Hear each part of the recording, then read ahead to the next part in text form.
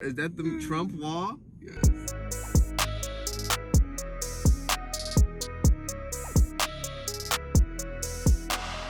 What's up, everyone? My name is Maurice Jackson, also known as the Low Media Southside Chicago photographer and filmmaker. Welcome back to the channel that makes your media matter. On this channel, we talk about all things photography and filmmaking related. So if there's something that you're interested in, something that you're into, and if you learn something, be sure to pop a like and drop a like on this video. It helps YouTube algorithm find my videos, and it also helps the channel grow. And also subscribe to help me get my content out to a wider and broader audience. As you guys can see, I haven't posted any content on the YouTube channel for about a good 4 weeks because I have been traveling. I went to San Diego with my good friend, Jacob. See, got the San Diego merch from the San Diego airport, fresh. But we went to San Diego to shoot a video for a client, a good friend of mine. His name is DJ Loudmouf. I actually shot a video for him. If you guys want to check it out, I'll put it up here. Maurice, Yo. I need your help. What's up? Jack's literally just on the floor and then ran into the dad's bed. Need your help real quick. I just need you to grab him while I lift up the bed, because he will not come out. And he needs to go out, otherwise he's gonna again. Okay. All right. YouTube video adjourned. Jeez. Dogs biting people, boo-booing in front of people's floors. It's crazy. Where was I at? I rented a whole bunch of equipment and shot this music video for him, and it turned out pretty dope. Bruh. Shut up. Don't baby him. Shut up! Aren't you recording? Yeah, I am. We'll stay recording then. Stop telling me what to do with my dog. Come Bro, on. that dog I'm over here gonna put him in the, fighting people. He's shaking. Because he's on stuff. He won't even let me drop him. He won't even let me drop him. Bruh. Y'all scared him. Bruh. Nah, bruh. He over here on things. Okay, so I'm gonna put him downstairs in the Bro. Look at how he yells at me. Come here. No. Aww. Bro, yeah, you babying him too much. He a dog. He a man dog. He biting people. He didn't bite me. Okay, he biting other people though. Come here. I gotta put you. Where should I put what? In a cage, cause he a dog. Somebody put you in a cage and be mad. Yeah, but he's a dog. Shut up. This video is exactly that, just covering that whole experience from start to finish, the equipment that we bought, you know, the things that I liked about the shoot, things that I didn't like about the shoot. All that's going to be covered here in this video. So if this is something that you are interested in seeing and interested in you know, seeing the behind the scenes and all that stuff, stay tuned. First things first was planning everything. Me and DJ Loudmouf planned everything. He asked me, hey, you want to come down to Cali, shoot this? And I was like, okay, cool, sure. I need to bring this, I need to bring that, you know what I'm saying? All the gear and equipment stuff. But there's one side about it that I left out was the scheduling and the contracts. I let him handle that, and I was like, hey, you know, make sure, you know, all these people are gonna be there, what they're gonna be wearing, this, X, Y, and Z. And when we got there, none of that stuff kind of happened. Some of it happened and some of it didn't happen. It was kind of like, I don't know, like a 30-70 type of thing. Like, it was really weird, but it actually worked out. In the end, we actually have a really dope product, but at the end of the day, we would like things to go as streamlined as possible, but it didn't. After we got all that done, we just had to figure out how we're gonna get me and Jacob from Chicago to San Diego. You know, Edwin grabbed the tickets for us so we can go ahead and not have to pay for that. Shout out to Edwin for that, man. You appreciate stand-up dude. Appreciate you for that. The first issue for me was me getting from Chicago to San Diego. Not actually the travel, buying the ticket, none of that. It was actually me booking stuff and being, I don't know, just too creative for my own good. So I booked a photo shoot at 3 o'clock. Mind you, the flight leaves at 6 o'clock p.m. It is the day that we leave for our trip. I'm waiting on Maurice now. We're about to go to our first stop, which is a photo shoot that he has to do right before the trip. He did this last time when we had a wedding. He had a shoot right before the wedding, and now we're gonna be like rushing and stuff. So within the 3-hour time span, I had to shoot some quality content, which I didn't. I have to shoot that over, and then go to the airport, drive to the airport, and then TSA, and all the things that go on with, airport travel and all that. we got to the airport. It was cool. We got all that done, but I would not do that again. Never book things on top of things especially when you're traveling or if you have to go to one place to the other and you have X amount of time to do it and it's something that's really important. Guys, don't do that. I wouldn't recommend it. Just omit that from your brain as a creative because it's so stressful. It's super stressful. Don't do it. I'm show you a little bit of footage of what that looks like right now. Carl, you met Jacob before Jacob called.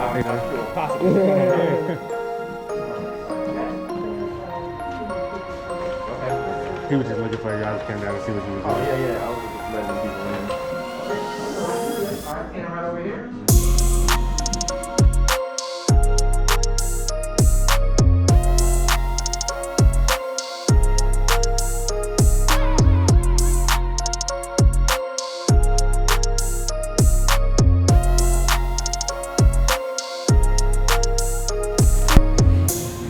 So, on the way to the airport, we have probably, it leaves at 6. So, I don't know if we'll be able to get through all this TSA, all this stuff, in a matter of time to board this plane and get this flight to San Diego. This is crazy. Why did I put myself in these predicaments?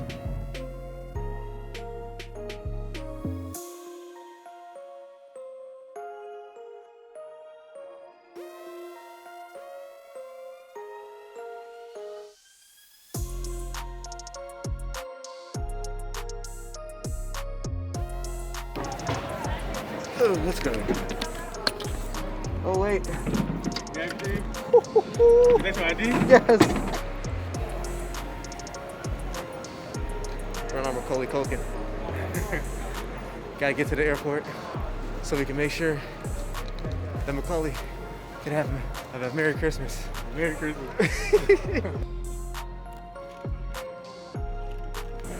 We made it.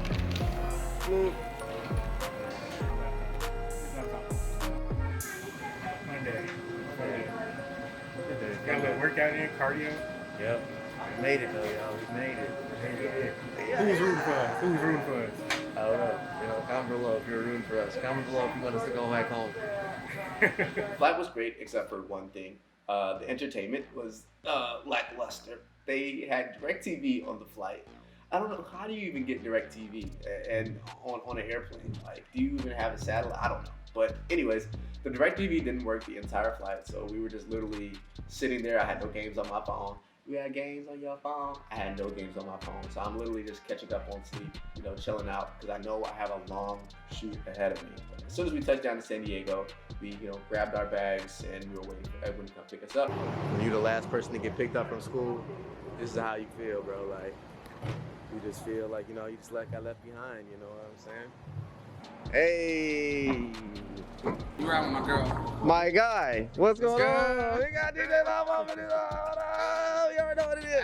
Because we were going straight from there all the way to the location, which was changed upon us going to the location. Didn't know we were going to be doing that. Thought we were going to be shooting in some type of stadium or something like that, but we had to use this parking lot and make it look dope, which we did. But the setup was kind of different. We didn't have that many people to help set up, so we had to set up, the placement of the cars. We had to set up the lighting, where the generator is going to be, where the key light's going to be. All these different things had to be set up by me and Jacob. The cars all pulled up that were going to be in the shoot. And this is where the third issue occurs, which happens on the day and night shoot. So we have the people that are going to be there, allegedly. And, we get all the cars set up, we get everything set in, and the people are just like, hey, we got to go. The lighting's all set up, everything looks great. I'm like, okay, so I guess we'll just take all the lights off. She's like, yeah, man, we got to go. I was like, okay, cool. And everyone was like, yeah, they just gotta go. I was like, okay, well, just go. So we put some other cars in there, but we made it work. We made it look good. Use less people. We literally could have just used those cars that we had. The people that were in the tight circle within this whole set and this whole production. You know who you are. Shout out to you. Thank you for staying. We should have wrote some contracts out with these people so that we could be able to have them for the amount of time that we needed them, because we were setting up for like 12 to maybe like 1:30, and they left around like 1:35. Shout out to AJ, super dope, sweetheart, for buying us food damn near the whole freaking weekend. That was really nice of you.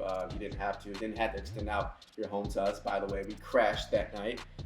We ended up shooting from like 1:30 or 1:45 to about 3 o'clock in the morning or 4 o'clock in the morning. Went to sleep, woke up around like 8 o'clock. So day 2 was kind of interesting. Edwin had an idea of where we're gonna shoot for the location. I wasn't really feeling the vibes at first, so I was like, let's go scout the area a little bit more to see if we can get a little bit more of a cinematic look to it, you know? But we ended up going shooting there anyways. By the way, we actually saw the Trump wall. Ooh, is that the wall? Is that the wall? Or is that the Trump wall? Yes. Oh no. Bust the Yui. Bust the Yui. After we got done doing our fictitious scouting, we went back to the spot where we saw a person who wasn't even a part of the shoot, but ended up being a part of the shoot. And then from there, we were just shooting whatever we could shoot. We tried to get the car mount. I wanted to use the car mount so bad. Didn't even using it because, once again, we didn't have a structure with who was going to be showing up, what we were going to be shooting.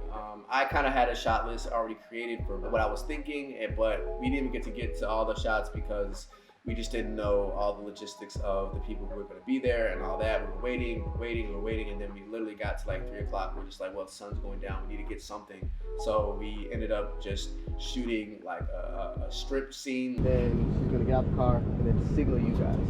And then some of you guys are going to have some smoke grenades and stuff like that, pot smoke grenades while she's wrapping out the sunroof and stuff like that. Then the next shots are going to be shots of you guys maybe like circling them while they're wrapping in the center. You guys, people that can, people that know how to.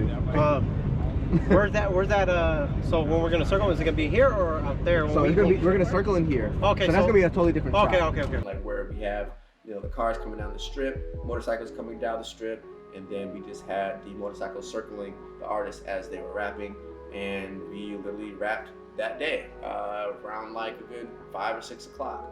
Grabbed some food, took a shot, wrapped the day up. Enough about the things that I don't like. The things that I loved about this project was, number one, is that with the resources that we had, with what we had, we made a pretty dope video.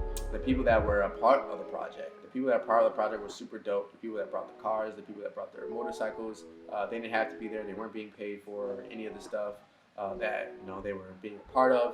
And just seeing that they were all in, kind of had that pat on the back for me, or go ahead for me, a green light for me to go ahead and just get creative and start doing what I had to do. And it was just a really dope amalgamation of everything, and I really appreciate it.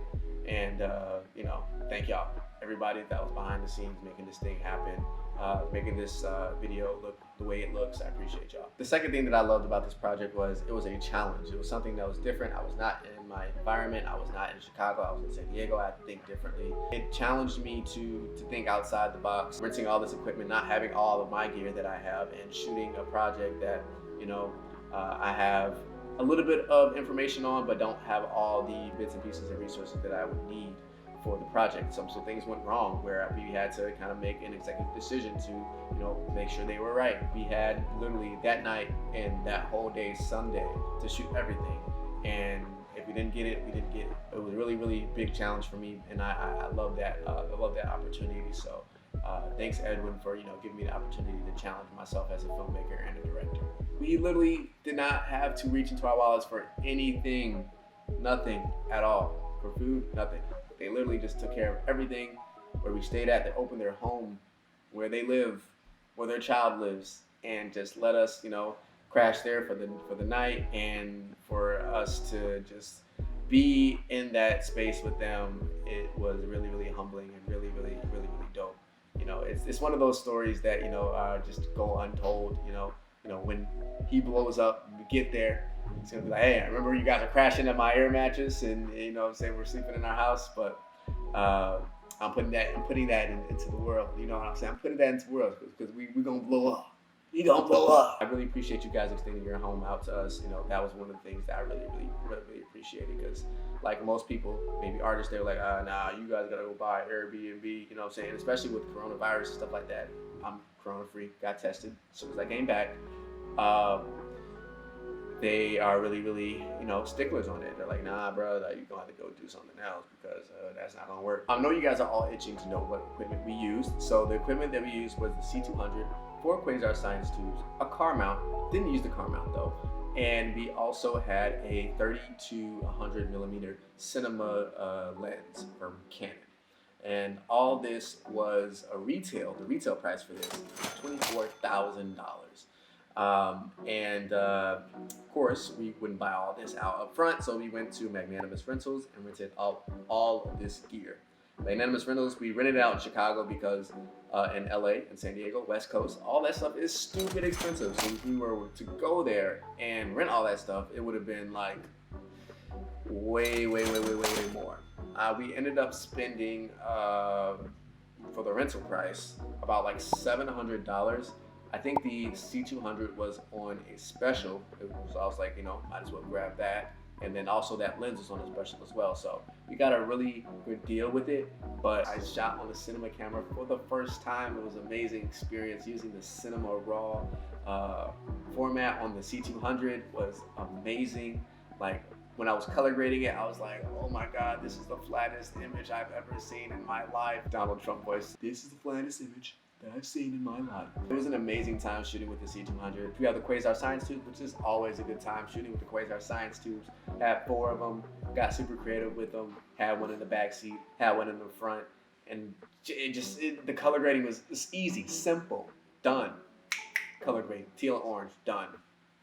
Next. Then 30 to 100 millimeter, oh my God, it was an amazing experience shooting with that. Literally getting the zoom in and zoom out, a dream. Like my 24 to 70, it's kind of choppy when you zoom in and zoom out, but literally you can just like take your finger and you can just like go around like that, and it's butter. It's butter. I got a couple zoom in, zoom out shots in the music video, and oh my God, like you guys don't understand. Now, that rig is heavy, so just being mindful of that. You know what I'm saying? You're definitely gonna have to get some type of stabilization. I'm definitely gonna invest in one of those things that you know, you can put on your back so you can kind of carry it around and stuff like that, so you don't have to, you know, break your back trying to get dope shots. So, but yeah, those are the things that I really loved about this shoot. And yeah, my goal on this channel is to be able to help you guys make your media matter. And if it's just me sharing my experiences on, you know, traveling, or if it's just me breaking down a tutorial for you guys, I want to do that for you guys so that you guys can go out there and shoot some pretty dope and interesting content that you guys are super stoked about, and you'll share with anybody, and you will be goated. That's my objective, and that's my goal, and hopefully you guys learned something out of this video. If you didn't, cool, watch it again. There's something that you can learn. Make sure you drop a like on this video. I'll catch you guys in the next one. Peace and chicken grease.